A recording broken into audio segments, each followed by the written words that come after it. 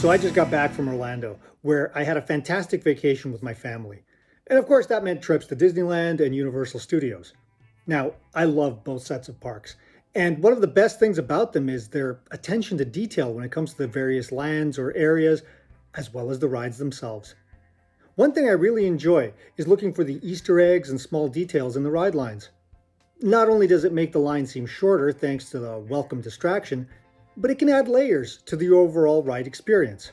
So what does any of this have to do with storytelling? Well, I'll tell you. I spent a good deal of time talking with people, whether other patrons or the staff, when I was waiting my turn on a ride or a show, or even to get food. And one question I would ask again and again was, what are your favorite rides? I'm always looking for the diamonds in the rough, so the chance to try something I haven't, and should, is always on my mind. But I was also curious to see what common ground I could find with these lovely strangers from the world over. One thing I noticed on this trip was how similar my answers were to the people around me when it came to our favorite rides. It wasn't so much about the style of rides or the adrenaline content, though most did seem to prefer the more exciting roller coaster style attractions, think Space Mountain or Revenge of the Mummy, to the more sedate, sitting down and watching the world rides, like It's a Small World or Peter Pan's Flight. One is an experience, while the other is essentially a spectacle. However, it doesn't mean that people don't like a few from the latter category, especially if you've been walking all day and just want to relax for the next 15 minutes in a pleasant, air-conditioned environment. Now, what was interesting was that just because a ride was brand new didn't mean it was a favorite, or even high on their list. For example, in Disney's Animal Kingdom, everyone I spoke to loved Avatar Flight of Passage, while nobody even really mentioned Na'vi River Journey as worth doing more than, say, once. And believe me, the respective lines spoke to that. Flight of Passage was consistently crazy busy, while there were times when you could pretty much walk onto River Journey. So why is that? I mean, sure, you could say one is more exciting and therefore busier as a result, but I think that's only part of the answer.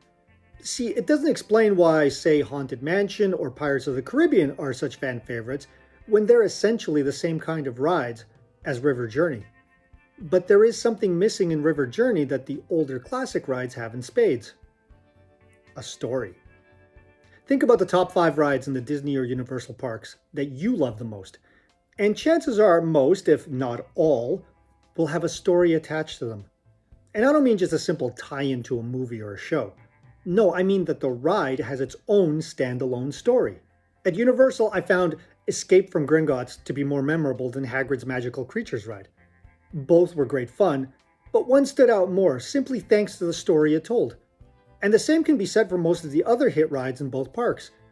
If there was a story being told as part of the ride, it made it both more fun and more likely to be revisited time and again.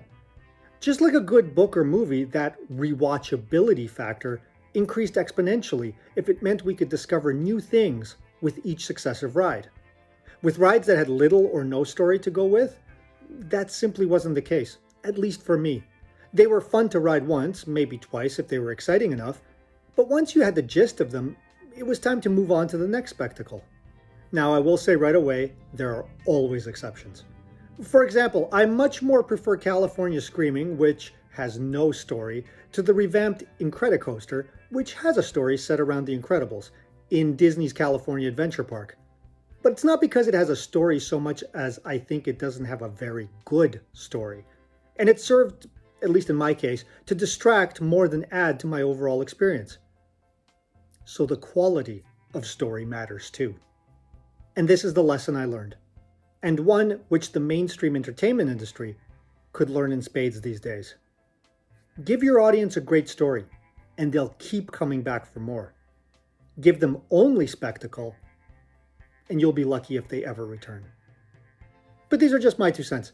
Give me yours. Let me know in the comments below if you think a great story means a better ride, and if there are any rides you can think of that have a great story but are lackluster in execution. I'd love to hear what you think.